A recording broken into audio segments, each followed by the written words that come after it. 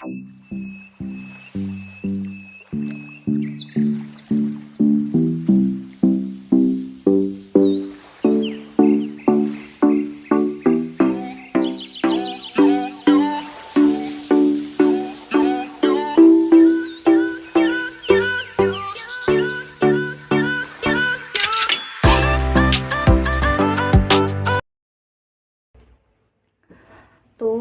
अभी है दोपहर का टाइम और हम लोगों ने ना खाना वगैरह सब खा लिया है और मैं ना अब आप लोगों से बातें कर रही थी। तो आज है 18 सितंबर और आज के दिन ठीक 1 साल पहले हमारी मम्मी जी हमें हमेशा के लिए छोड़कर इस दुनिया से चली गई थी। और उनका जाना ना एकदम से हमारे लिए जैसे कि अचानक से सब हुआ था। तो एक मतलब बहुत बड़ा सा दुख था, क्योंकि हमने सोचा भी नहीं था कि वो हमें छोड़ के चली जाएंगी। एकदम से सब कुछ अचानक से हो गया था। ऐसा लगता था कि वो बिल्कुल ठीक है, मतलब वो तो भी हमारे साथ ना बहुत सालों तक रहेंगी। इस तरह से थी वो, चलती फिरती आराम से ना घूमती थी, मतलब थोड़े बहुत काम वगैरह भी कर लेती थी। और सब कुछ ना अचानक से हो गया था, मतलब एडमिट हुई और उससे अगले दिन ही वो रात को 3 बजे 17 तारीख की रात को एक्सपायर हो गई थी। और 18 को सुबह उनकी जो अंतिम क्रिया होती है वो सब चीज़ें हुई थी। तो बस 18 तारीख को वो हमें आज के दिन 17 तारीख की रात को 3 बजे के करीब हमें खबर आई थी कि मम्मी जी अब इस दुनिया में नहीं है। और बस हम लोग तो ना उनको पूरी तरह से देख भी नहीं पाए थे, क्योंकि वो कोरोना से गई थी और उस टाइम पर बॉडीज़ घर पे नहीं आ रही थी। और यही लोग, मतलब भव्य के पापा और ताऊ जी चाचा वगैरह, वो जाके उनका अंतिम संस्कार करके आए थे और घर के बच्चे गए थे। हम लोग तो उन्हें देख भी नहीं पाए थे। तो बस फिर और उनके जाने के बाद ये सितंबर का महीना हम लोगों के लिए बहुत बुरा था। बस उस महीने को ना, मतलब वो जो समय हमने देखा था ना, उसको दोबारा से ना याद आता है ना, तो बहुत ही दुख होता है। वो टाइम हमने लोगों ने देखा था, क्योंकि मम्मी के जाने के बाद 19 तारीख को हम घर वालों के टेस्ट हुए थे और उस टेस्ट में मैं पॉजिटिव आई थी, मेरा बेटा पॉजिटिव आया था और घर के 2 और लोग पॉजिटिव थे।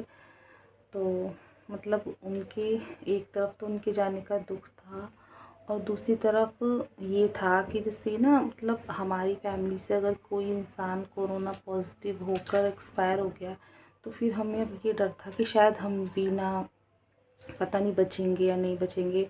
और ये सब पहली लहर में हुआ था ना, तो दूसरी लहर में तो फिर भी काफ़ी कुछ चेंज हो गया था। लेकिन पहली लहर में बहुत ज़्यादा डर था हमारे अंदर। तो उस टाइम पे ना, उस जब हमें पता चला कि मैं पॉजिटिव हूँ, तो बस ये लग रहा था कि पता नहीं अब हम भी बचेंगे नहीं बचेंगे। और फिर मेरा छोटा सा 10 साल का बेटा, बहुत एकदम से ना मम्मी के जाने से मेंटली तो हम लोग डिस्टर्ब थे और ऊपर से और ज़्यादा टेंशन थी फिर अपनी जान की भी, कि भी हम भी पता नहीं क्या होगा, हमें क्या नहीं होगा, ये सोच रहे थे। तो बस, लेकिन ना परिवार वालों का सपोर्ट बहुत काम आया हमें इस टाइम पर, क्योंकि मैं और जितेश हम इसी रूम में रहे थे। हमने भी घर वालों से कहा भी हम हॉस्पिटल नहीं जाना चाहते, और घर वालों ने भी कहा नहीं हम हॉस्पिटल नहीं भेजेंगे, क्योंकि मम्मी को हॉस्पिटल भेज कर देख चुके हैं, वो हमें इस दुनिया में अब नहीं रही हैं। तो इसीलिए हमें यहीं घर में ही रखा, क्वारंटीन किया गया। और कॉल आ गई थी, तो हम लोग ना घर में क्वारंटीन हुए थे। मैं और जितेश इस रूम में थे और जितेश के पापा और भव्या ऊपर थे अपनी ताई जी के पास, ताऊ जी के पास थे। तो घर में हमारे टेस्ट होते थे, जो फीवर नापना हुआ, पल्स वगैरह हुई, ये सब चीज़ें तो हम तो कमरे में ही रहते थे। मैं कमरे की मतलब यहाँ पर सफाई नीचे की और अपने और जितेश के कपड़े धोना ये सब काम। और हमारा उस टाइम पे ना परिवार का सपोर्ट बहुत काम आया। शायद अकेले होते तो ये सब नहीं झेल पाते और हमें भी हॉस्पिटल जाना पड़ जाता, लेकिन ऐसा नहीं हुआ। तो इस भव्य की ताई और ताऊ जी ऊपर ही रखा हुआ था उन्होंने भव्य को और उसके पापा को, और वहीं पर खाना, हमारा भी खाना नीचे वहीं से आता था। तीनों टाइम वही भेजती थी बना के। बस कपड़े और ये नीचे की सफाई वगैरह मैं कर लेती थी, क्योंकि हमें अपनी चीज़ों में उनका हाथ भी नहीं लगवाना था। तो डर था हमारे अंदर बहुत ज़्यादा मम्मी जी के जाने की वजह से। और लोगों का रिएक्शन ऐसा था जैसे पता नहीं हमने क्या कर दिया हो, कोई गुनाह कर दिया हो ना, उस तरह का रिएक्शन था लोगों का।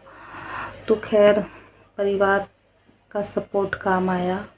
और जब तक हम लोग नेगेटिव आए तब तक उन्होंने खाना भेजा बना के, भाभी ने, उन्होंने तीनों टाइम का हमें खाना भेजा। वो सारा दिन लगी रहती थी, मतलब उन लोगों को, भव्य को खिलाना, उसके पापा को भी ऊपर ही खिलाना और हमारा भी देना नीचे, हमें नाश्ता भी, खाना भी और रात का खाना भी। तो जब तक हम लोग नेगेटिव आए थे तब तक उन्होंने किया था। तो परिवार ना मुसीबत में बहुत काम आता है, और शायद परिवार का सपोर्ट ना हो तो इंसान टूट भी जाता है। तो हमारी जांच होती थी रोज़। भव्य के पापा और उसके ताऊ जी वही हमारी जांच करते थे। हम मास्क लगाए रखते थे मुंह पे, वो हमारा फीवर और पल्स वगैरह नाप कर वहाँ पर रिपोर्ट करते थे उन चीज़ों की। तो ये सब चलता रहा और खाना भाभी भेजती रही, दवाइयाँ हमारी चल रही थी। और ऐसे में और लोग भी हमारे काम आए हैं जो हमारे घर पर सब्जियाँ वगैरह सब भेजते थे, सपोर्ट किया हमें। लेकिन मोहल्ले के लोग जो थे तो